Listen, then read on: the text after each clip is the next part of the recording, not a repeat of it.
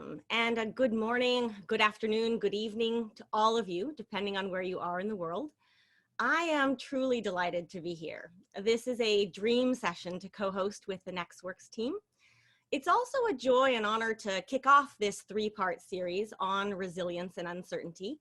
I know both Heather McGowan and Adam Leonard, the next two speakers, and you're in for a real treat. So today we're going to set the stage for this series by looking at what I call a flux mindset and how it can help us thrive in the future of work and in a global pandemic, and perhaps most of all, for life in a world of constant change, period. We're going to do that in a somewhat unconventional way. And really, I'd like for you to consider this next hour as a journey of exploration, and I'll be your guide. We'll explore what a flux mindset is, what it means, why it matters, how to recognize it. I'll share a few examples of a flux mindset in action and how we can approach and embrace it moving forward.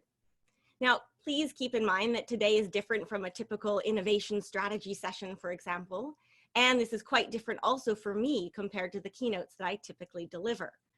But I love that because I see today as an opportunity for all of us to stretch beyond our comfort zones, learning new things, connecting new dots, and applying one kind of expertise to very different domains and audiences.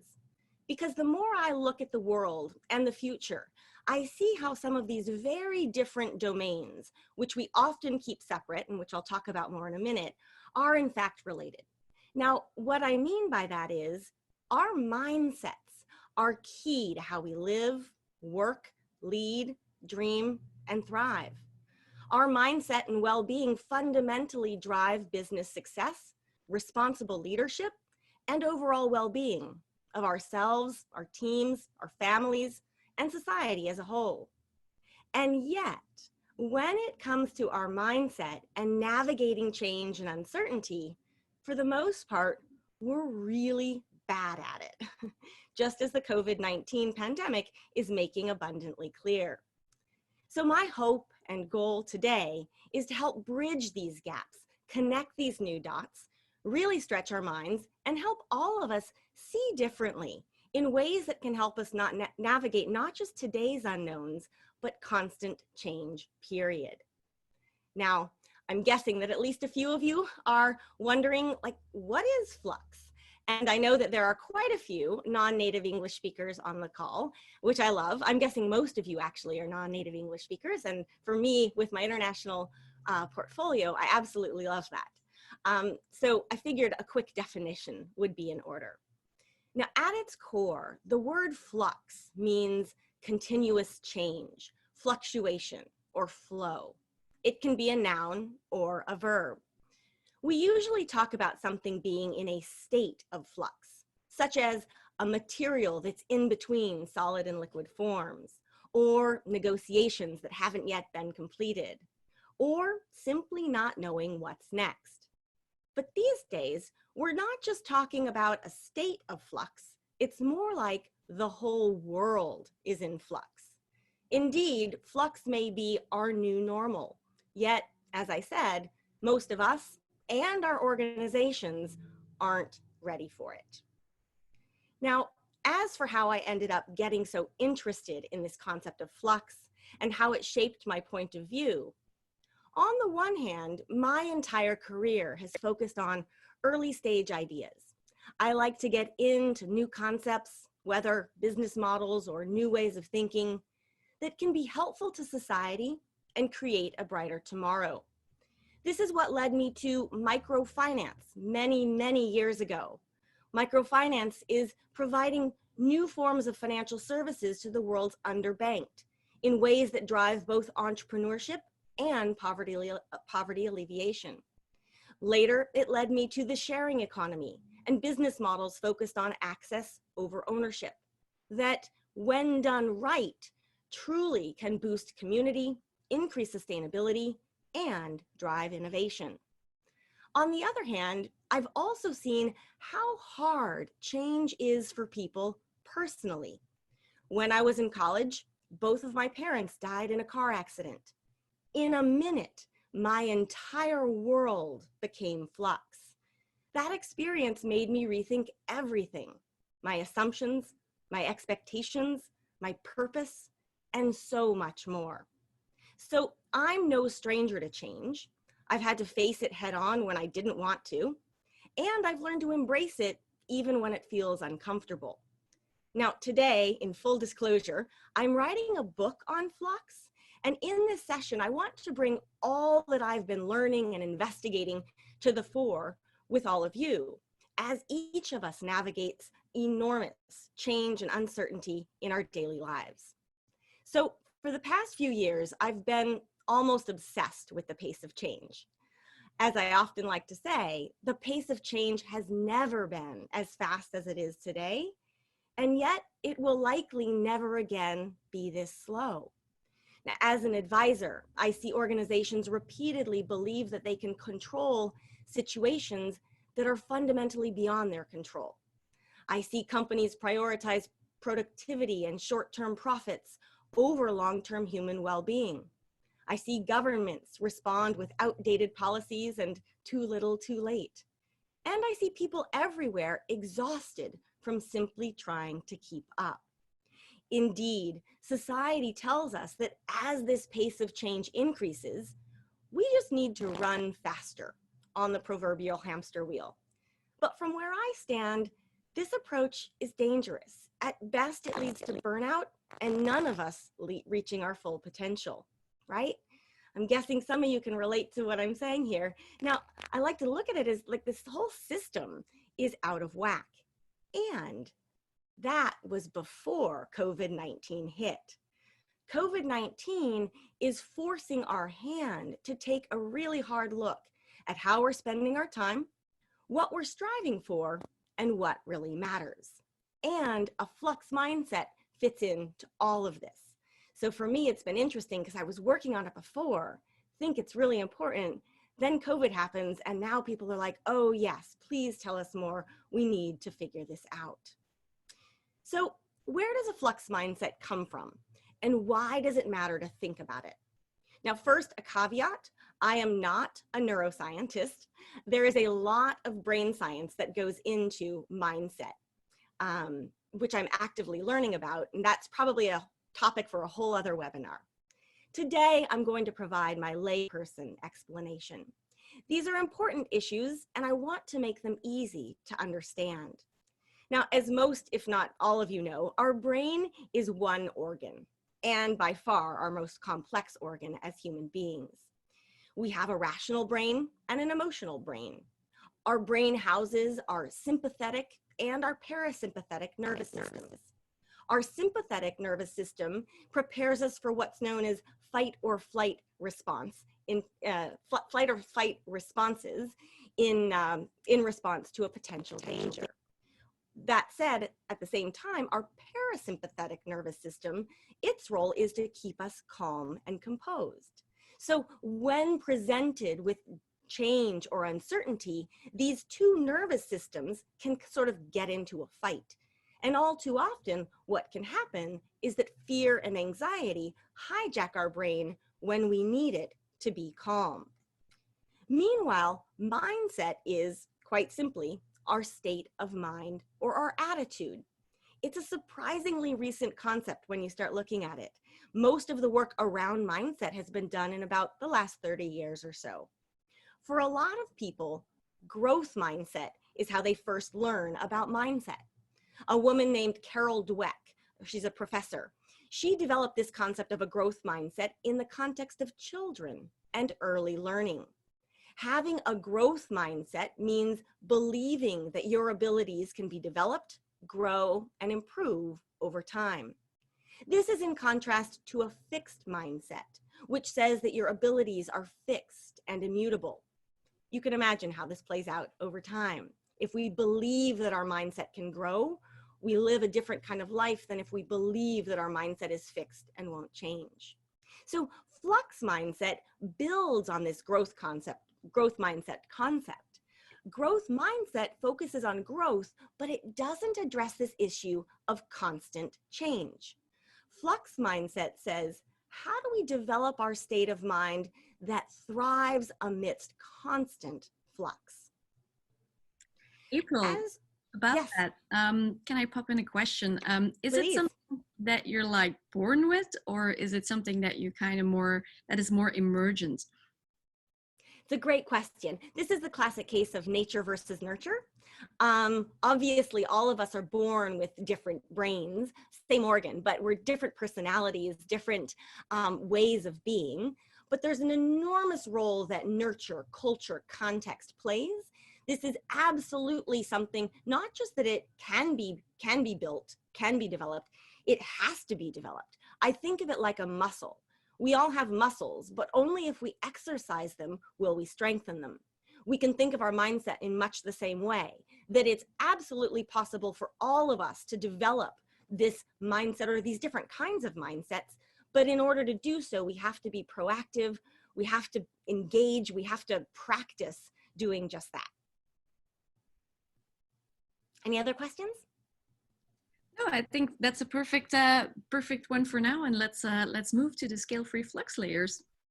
Perfect. So here what we're really looking at is how a flux mindset manifests. Now, the best way to put it, in my opinion, is that it's scale free. Now, some of you may have heard the term fractal. It's also fractal. This means scale free and fractal mean that a flux mindset and flux itself can apply to all layers and levels of abstraction. So individual, organizational, societal, right? This means that individually we're looking at our personal and professional development. We're looking at our leadership journeys. We're looking at our relationships with our families and our communities. Organizationally, this means our operations, HR, innovation strategy, competitive landscape. Flux can be applied to any of those layers. And societally, looking at those issues that we need to tackle as society, whether that's well-being and safety nets, or borderless and international issues such as climate change. Now, in practical terms, this also means that we're looking at flux as applied to the private sector, public sector, social sector, and academia, as long as or as well as any other sector that you can think of or the sector that you work in. So in practical terms, what I like to say is this means take any concept or layer of abstraction and think about it in flux. So today, we can talk about financial markets in flux, for sure. We can talk about families in flux, cities in flux, climate in flux, the workplace in flux, learning in flux. You get my point. The list goes on. And today we're focused on the future of work and learning. Absolutely, and I think we have a wonderful comment also on what you were just explaining, and a related question from Philippe. People with a flux, it actually relates to your article that was already shared also with the audience in the meantime. So people with a flux mindset will be positioned to navigate the weeks and months ahead far better than those who are simply waiting for the whole situation to be over. That was a part of your piece. But he mentions, yeah, our government does not have an exit strategy and also no timing. Aren't we all just condemned to just, wait and see? Nobody knows how your country or the EU or another part of or another institution and the world will react to the global recession. What's your take on that related to flux? Oh, I think Philippe sort of read my mind as to where part of this presentation goes when we get to the examples. But this notion of all we can do is wait and see. I have to say, so it is absolutely true, and this, I'll bring this up later. No one can predict the future. And especially these days, anybody who tells me that they can predict like when quarantine will end or something like that, I immediately know that they don't know. So it's not about predicting the future, but it is about preparing for a range of potential futures that could play out. And the way that we prepare requires us to be proactive, requires us to be actively engaged, at least thinking about the different realities that could unfold. And should they unfold, what would we need to do? How would we need to be positioned? And so that's not just sitting and waiting. And a flux mindset gets far better, it's far better grooved at working through different future scenarios. And I'm sure many of the people on this call are familiar with, for example, like a VUCA world. So VUCA, volatile, complex, uncertain, ambiguous. We're looking almost at like, this is beyond VUCA. This is multidimensional VUCA. Now, what we know is from the VUCA world that it's not just about waiting to see which scenario plays out, but we need to get much better at future scenario planning and iteration too. And in fairness, back to scale free and fractal, this isn't just what individuals need to do. Governments need to be doing this. Companies for sure need to be doing this. I mean, it's a range of stakeholders that all of whom can benefit from a Flux mindset. Yeah, I love how it relates to, I think, one of the quotes we love both immensely is plan is useless, but planning is essential. So it kind of relates to that, I think. And maybe it's also Exactly. a perfect bridge to your next part on the characteristics or the ways you can approach a Flux mindset. Yeah, absolutely. So that's where we're heading. Now, this is just a sort of placeholder. I love this quote. Again, this Pema Chodron, if you're not familiar with her work, you're really missing out. She's not a business person, she's a philosopher, but her philosophy has a lot to share and a lot to contribute to the business world. So now we are going to shift and look at how can we identify a Flux mindset? What are the skills and capabilities that we should try to build? Now, one thing I always do like to remind people is that people with a Flux mindset today are relatively rare.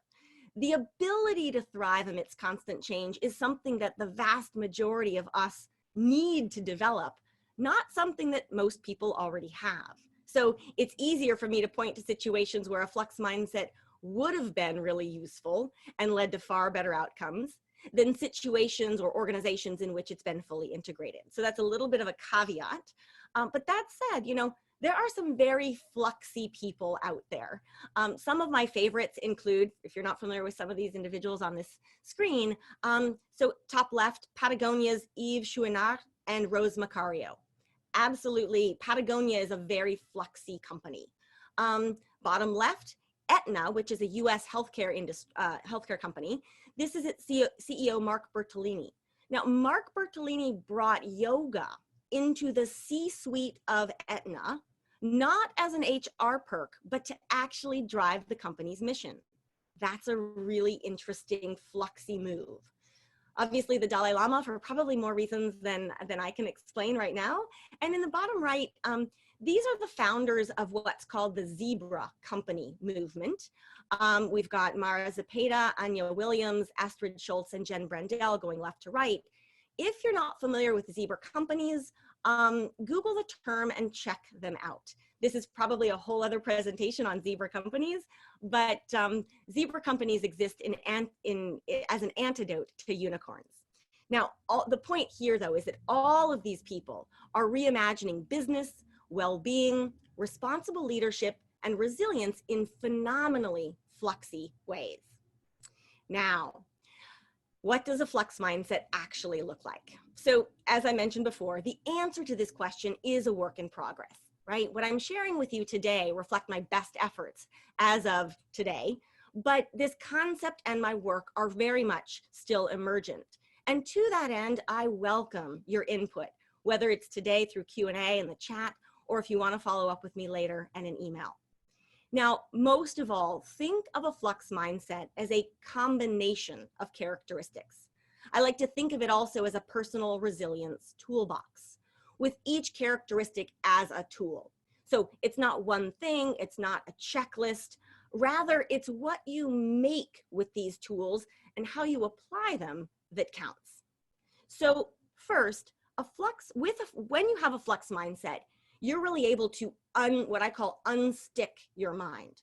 Now, the first step towards creating something different, whether that's a new product, a new relationship, or a new movement, in order to do this, the first step is actually imagining that something truly different and better is even possible. And I know this might sound simplistic, but I'm continually amazed by how many people have ruled out the possibility that something different is even possible. And once we've done that, we've sort of lost this longer term goal.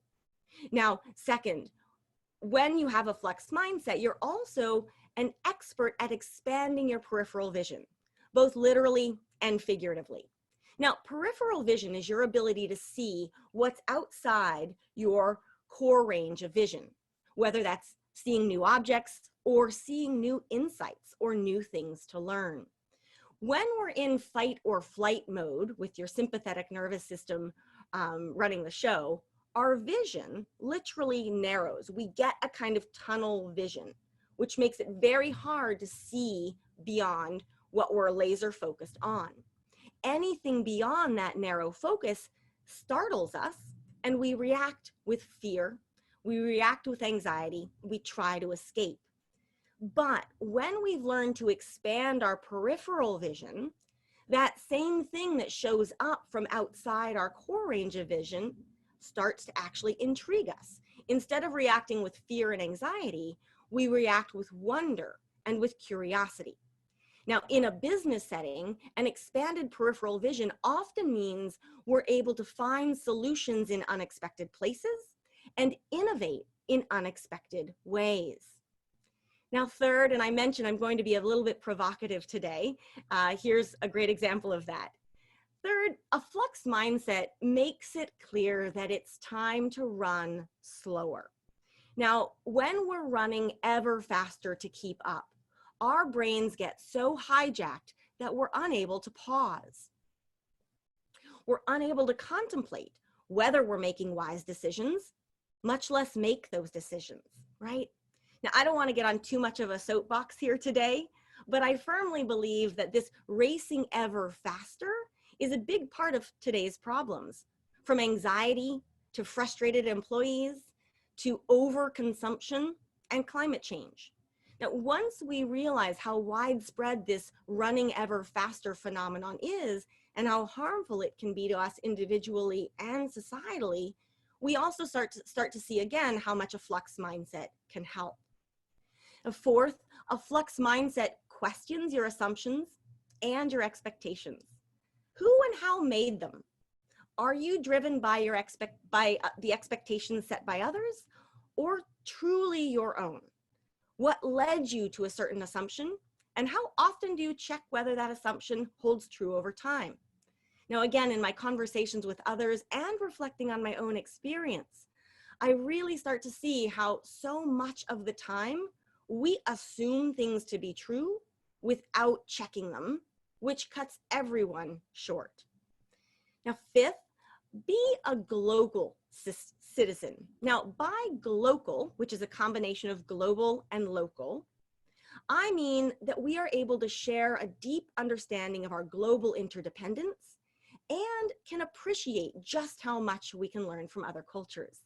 Now, in the context of change, one example I love to bring out is, did you know that the Chinese word for crisis, which is wu wei is comprised of two symbols. One of those symbols means danger, and the other means a turning point or opportunity.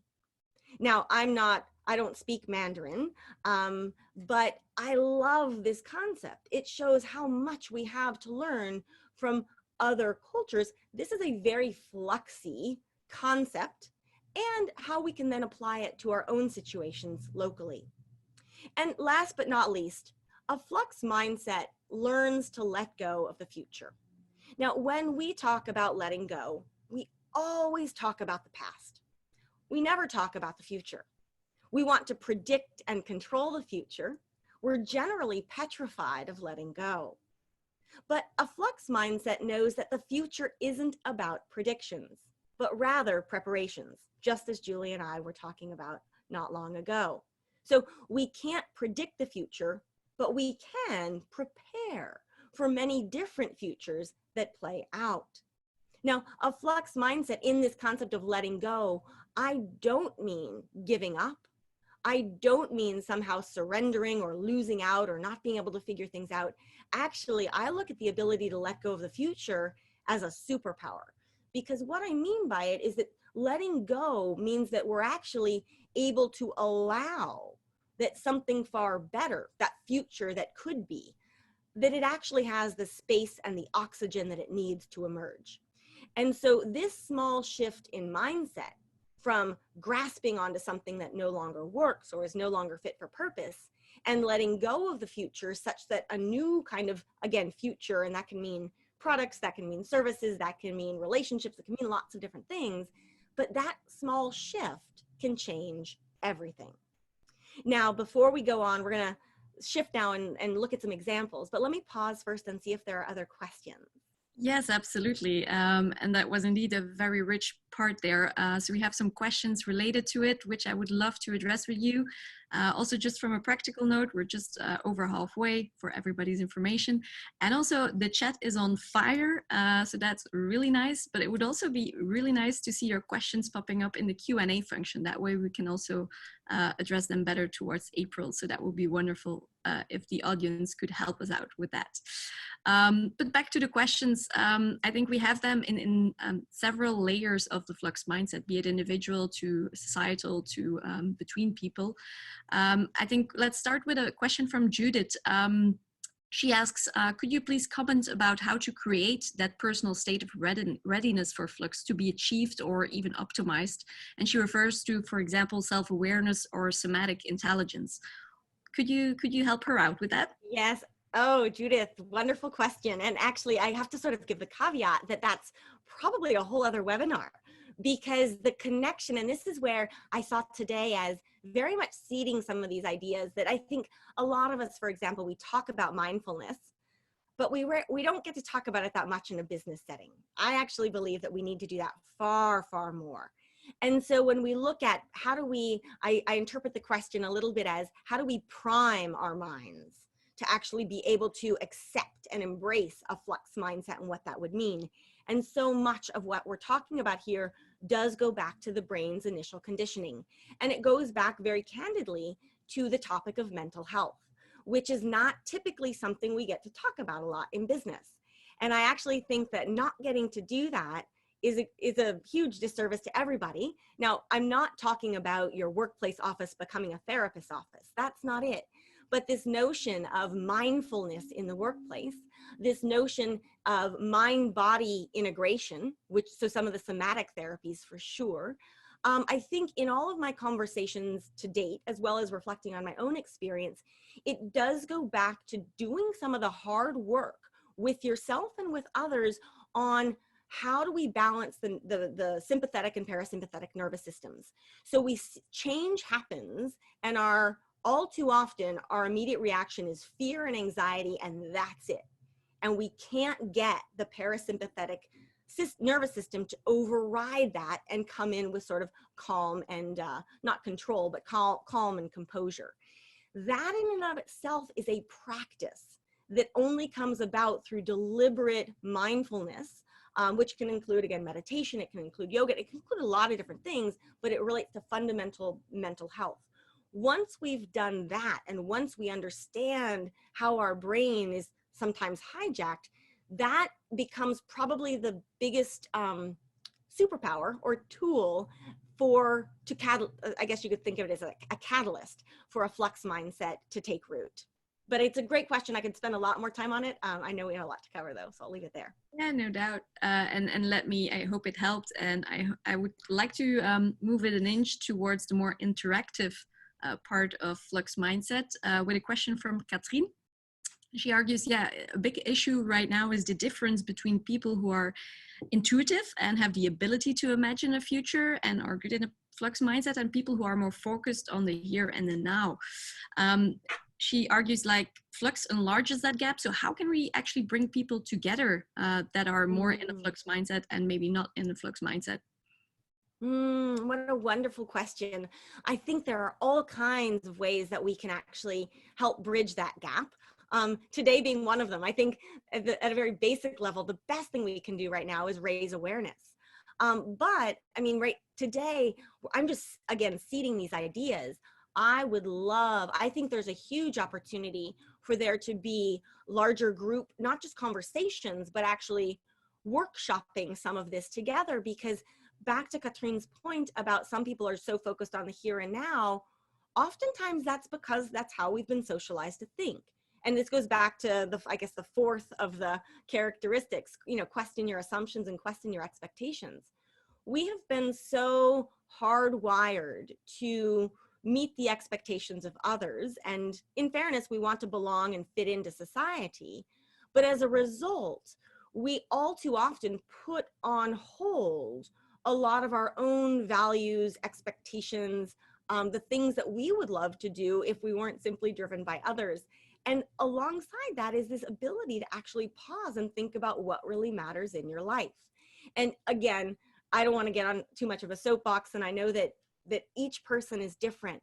But when I meet people who are so focused on the here and now, and I ask them why, and I ask them what goals they're trying to meet, I find there's almost a direct correlation with people who are focused on the here and now and just, again, trying to keep up, and those that are trying to keep up to meet expectations of others. And by others, I also can mean just society as a whole, as opposed to if you were to just pause and think about what makes you individually truly happy, truly meaningful life, that sort of thing.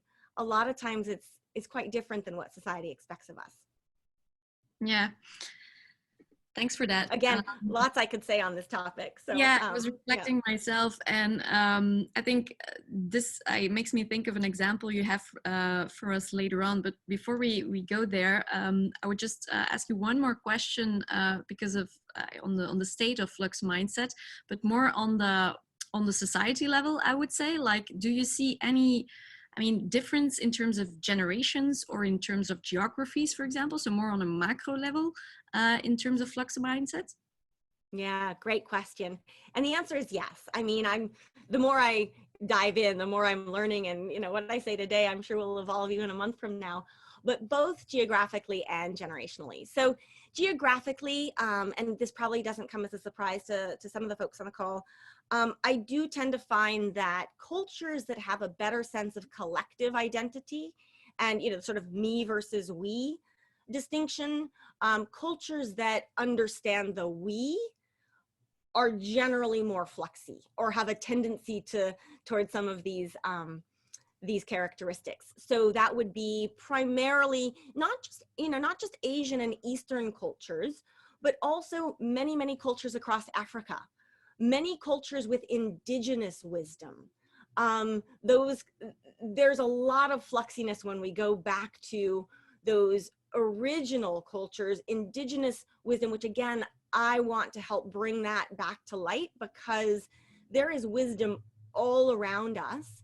It may not end up in the headlines, and it may have actually been subjugated, unfortunately, in a lot of ways over the last several centuries. But those cultures that are closest to their origination stories, so to speak, and haven't lost that through consumerization and so on and so forth, they're very, very close to this flux mindset. Generationally, it gets a little interesting, because on the one hand, I feel in my conversations and exposure to this, younger generations get a flux mindset largely because they're growing up in a world that has felt more and more like it is in flux, right? So for them, it's like, yes, I get this, but oftentimes it's not, and this isn't a criticism, this is just an observation. When you're young, it's like you need to crop up enough life experience to be able to manifest what that mindset looks like. So there's an openness, there's an awareness, but we're still, whether they've honed a flux mindset, not necessarily always the case. I would say the older generations, whether that's baby boomers, there's kind of a wide swath there, but anyone who grew up in an era that felt more, and I will say fixed, but where you had a job, you worked full time, you went to an office on a set schedule, you did one job, you did it for many years, like that's a pretty linear, that's not very fluxy, that's pretty fixed and set, and you can rely on those expectations. That is much harder to bridge with a flux mindset, but I would say that those are the folks who feel most desperately that we need to make a change. So I guess the answer I would say is generationally, it shows up across ages, across demographics, but the strengths and weaknesses of being able to embrace that flux mindset are different. And interestingly, this is just a side note, but for anyone, so you know that I do a lot of work in the sharing economy and this notion of access over ownership. There's a really lovely parallel between people for whom imagining a world in which we owned less is very hard versus if you grow up in a world in which no one needs to have a car anymore because you can get transportation through your phone, there's a very nice parallel there in terms of the demographics. The people who struggle with the sharing economy they also sort of struggle with the Flux mindset for a similar kind of, because of a similar kind of socialization in terms of their age and how they grew up. It's absolutely fascinating. I think with, I have tons of questions that I would ask as a follow-up, but we have 20 minutes to go. So I would say let's dive into some of the examples you also prepared for us today. Perfect. We'll dive into some examples. This part I want it to be very much conversational, so stop me at any time. I just, kind of like I was saying, it's not like Flux mindset is everywhere yet. It needs to be. So what I'm sharing with you now, it's not like there's a perfect example, but I'm teasing out some ideas that relate obviously to COVID-19, but then also relate, for today's purposes for sure, the future of work and learning. Sometimes they relate to government, sometimes they relate to individuals. So that's just a quick sort of teeing that up in terms of how I looked at the examples. So let's start by looking at Flux in this time of COVID-19. Now, to set the stage, I still find this pretty amazing. I'm based in the US, but I work globally. So I do kind of like, particularly for people not in the US on this call, to kind of put this in context. Because in less than 3 weeks, the jobs market in the US, and this relates to the future of work, has seen more workplace flux than it ever has in modern history. So this chart is from the week of March 22nd. This is less than 3 weeks ago. Now, what you're looking at is how many people filed for unemployment in a given week. Now, take a look at that. We've never seen anything quite like this. 3.3 million people in 1 week. We thought this could never happen. Well, then what happens? The next week, that doubles. So 3.3 million people, which we thought was really bad, now has become 6.6 or 10 million people total. We think, oh my goodness, that couldn't happen either. Then what happens? And this is just this visual right here is just from yesterday. So now we've added yet another 6 million people. So collectively, 16 million people have filed for unemployment in the last 3 weeks. Now, this is more jobs flux in 3 weeks than happened in the entire 3 years surrounding the 2008 financial crisis, right? So I look at this and I go, okay, if there were ever a time that we needed to understand flux and the future of work, this is it. Now, it's also showing that we are entirely unprepared for flux, for change like this. And I mean individually, organizationally, and societally. Yes, it is true that some other countries, particularly in Europe, you do a much better job around safety nets and furloughs and so forth. And I've had many conversations where the structure of Europe right now is far more helpful, far more resilient, far more fluxy, although I suspect that many Europeans think that Europe isn't very fluxy. In some ways it's not, but in other ways, when it comes to being able to bounce back from a crisis like this, the European safety net system is much better aligned with flux than the US is right now. But I think the bigger point is that globally we're unprepared for these shocks, because even if Europe has a better safety net system, the fact is every other country is going to feel the ripple effects of this US job situation, whether that's in terms of products and services that are available, whether that's in terms of global financial shocks that we need to weather together, and so forth. So in that light, just to underscore the point, COVID-19, from a government response perspective, I look at it as almost the antithesis of what a flux mindset would require, right? We have been so focused on short-term, trade wars, with all due respect, trade wars and new technologies and what's that next bright, shiny thing that's coming down the road, without focusing on preparing for the range of future scenarios that could play out. We knew that a pandemic would hit at some point. Bill Gates, I know that many of you have seen his TED Talk. people have been talking about this for a long time. So this is not what was called a black swan, like an event we couldn't imagine. This is what risk expert Michelle Wooker likes to call a gray rhino. She's like, we absolutely know what this is. We've known what rhinos are forever. They're terrifying, they're strong, but we need to prepare in advance for them. So I share this because, in a way, the sense of this is the anti-example of a fluxy mindset. Now, not everywhere has been this way, and one of the places that I do think is really interesting. April, before you head there, because we have some questions coming up that I think definitely resonate to the story that you just brought. I think two questions I saw popping up make me think of the same thing. One was from Kelly that was wondering, yeah, what does this mean for the manufacturing economy as such as a concept? And for example, Steph also asks, like in large companies with more traditional mindsets, different generations across the board, how do you suggest they can create a more flux mindset so as not to freeze over and go out of business? So it kind of really relates to the notion of, to what extent our companies, our economy, are they flux ready? Oh, it's such a good question. And I feel like with each of these questions, I'm like, oh, let's have another webinar about that.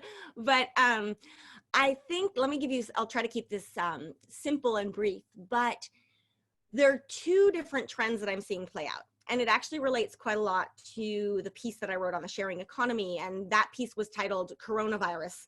Does this mean the end of the sharing economy or a new beginning?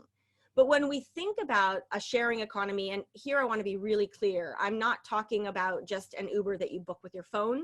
I'm talking about shared assets in which we don't need to own as much because we're able to keep these assets in circulation in ways that do have economic benefits, but they also help build community and sustainability. And so on the one hand, a large manufacturing company, I think we're seeing now, if it had more of an access over ownership mentality. And what I mean by that is you're able to expand and contract inventory more easily. You're able to expand and contract your manufacturing capabilities. That is a much fluxier business model in terms of your overhead can actually expand and contract based upon other things that are happening in the world. Because I think what a lot of large companies are struggling with now is whether or not they're open, whether or not they're producing things, they have enormous overhead. And that's really hard to sustain because, classic quote, a business that has no revenues and all expenses isn't in business very long. So Flux, it's this sense of, can we take a page from the book of the sharing economy and apply it here? But at the same time, I think one of the things, and this speaks more to the preparation end of things, at the same time, what we've seen, and I'll use the example of, PPE and ventilators, woefully unprepared because we just don't have enough. No one was doing the preparation that might be needed for a pandemic or for some kind of large societal crisis to hit. And so there, I feel like the big wake-up call is that we need to invest in preparing in times of peace. We need to invest in preparing when things seem really good. But our natural inclination thus far, and companies I think are the best example, when things are good, we're just going to try to make more money. We're not going to worry about having savings because money will always be there. Customers are interested. The world population is growing. We're doing all of these things assuming that this trajectory is going to continue, whereas what we really need to be doing is preparing for the event, the time in which it's not, because nothing is going to last forever. Thanks a lot for for answering that in such a short notice, because it's a big question. I do realize that. We have less than 10 minutes to go. So our suggestion would be is that we kind of move to the portfolio example that you had, because we kind of noted to it earlier in this session. So if you don't mind, let's maybe dive in that one. Absolutely. And one thing I just want to say, I've included this information here, traced together. So Singapore, not that any place is perfect, but Singapore and what they've been doing with their open source protocols and developing tools like Trace Together, relatively speaking, this is a very fluxy approach, not just to COVID, but to crisis planning in general. So I'll head to the portfolio careers in just a minute, but I really want to, if you're interested, check out this example, check out what they're doing, think about it in the context of what we've been talking about today, and let me know what you think. Now, shifting to look more specifically at what a flux mindset means for the future of work and the future of learning, I reckon that for most of us, many if not most of us, as we were growing up, we were taught something along the lines of go to school, get good grades, go to college, and you'll be guaranteed of a good job. You'll go do that job or that profession for a long time, and then you'll retire, right? So it's sort of like study, work, retire. Kind of linear, not very fluxy, pretty much like this is what we can expect, and this is more or less how the world is playing out. So this is a very sort of fixed mindset. It's a linear way of thinking about our lives, and it's not a very fluxy set of assumptions. So I look at it as, again, kind of like the antithesis of flux. And yet, in the future of work and the future of learning today, every part of the equation that I just described is being unbundled. So consider a few statistics. The majority of recent college graduates have jobs that don't require a college degree. Millennials change jobs every 13 months on average. They change entire careers every 4 years. 35% of the skills that are deemed important today are likely to change within 5 years. And perhaps one of the most interesting, and in fairness, this is a pre-COVID stat, but I think it still holds, which is 25% of all of the jobs available today, 25% of the jobs available in 2022, 2 years from now, don't exist today. And what I mean by that is like the type of job, the title of the job that you would hold, not just the number of jobs available. So now we add to that all of the workplace flux that COVID is bringing about, job losses, unemployment, slowdowns, and unknowns across the board. So I look at that and I say, okay, moving forward, the future of work and the future of learning are going to demand, not just want, but demand a flux mindset about what to study, what credentials to get, how to constantly level up. And actually, you're going to hear from her next week, but Heather McGowan, she has one of my favorite sayings of all, which is, or she coined it, which is the future of work is learning and the future of learning is work. Now, this also leads us towards a future of work in which we're focused, as I like to put it, not on pursuing a career path, but curating a career portfolio and thinking of ourselves not just as workers, but as portfolioists. Now, this assumes that each of us are going to have many different roles. We may never have a job in a traditional sense. Now, this doesn't mean that we're all self-employed. It means that we may also be working in organizations in ways and with career trajectories that look far, far different than a generation ago. Now, of course, this has enormous implications for individuals and organizations, and clearly, HR departments as well. And it requires all of us to think like Flux. And I love that term, like, if you think like Flux, what does that mean you do? Now, I want to pause here and see if this triggers anything for anyone, or if anyone, I'd be curious to know too, people who already think that they're on a portfolioist mindset. It's very different than what we've been socialized to believe our career should look like. But I look at it saying, not only is this much more aligned with where the future of work and learning are heading, but it also actually, if we can lean into it, again, with a Flux mindset, it opens up a universe of opportunities that wouldn't have existed before either. So let me pause there and see what.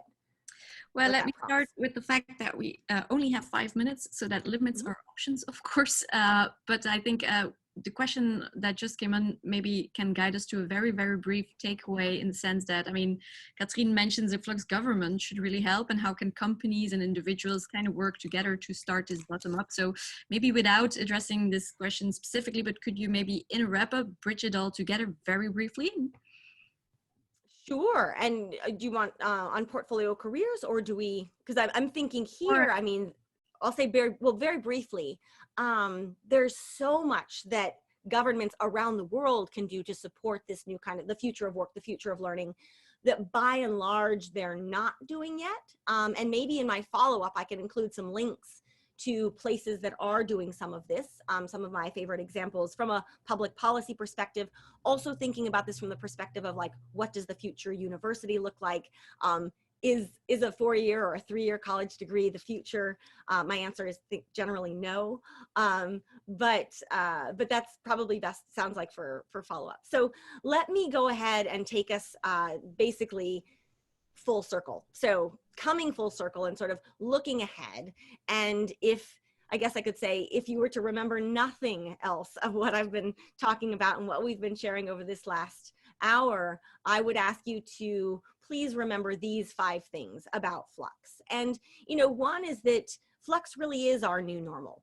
We're talking about something that's beyond the VUCA world.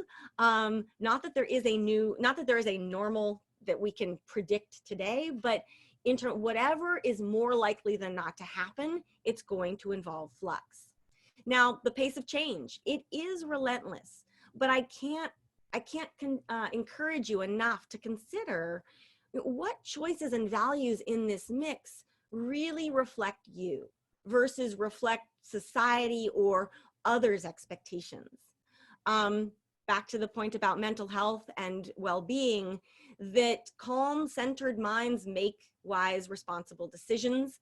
We really need to work better and better understand and better practice how we shift from reactive fight, flight, or freeze to responsive decision-making and responsive being. 4th, think counterintuitively. I hope that some of what I've been saying today has been a bit provocative, has forced you to stretch your minds, and I'm pretty sure that not everyone agrees with everything I'm saying here, and I welcome that. But, run slower. I'm not saying do nothing. I'm saying take action, but do so more slowly and more thoughtfully. This quote here, slow is smooth and smooth is fast, is one of my favorites. It comes from the US Navy, but I think that's really provocative. And then letting go, not as giving up, but actually as being able to allow something greater to come about. And last but not least, the Flux mindset really is about having a future forward perspective, not just today, not just tomorrow, but days after tomorrow and what's to come. So with that, I will say thank you, and over to you, Julie. Thank you, April. Absolutely. Thanks a lot for those takeaways and so much food for thought for the weekend. We are indeed at the end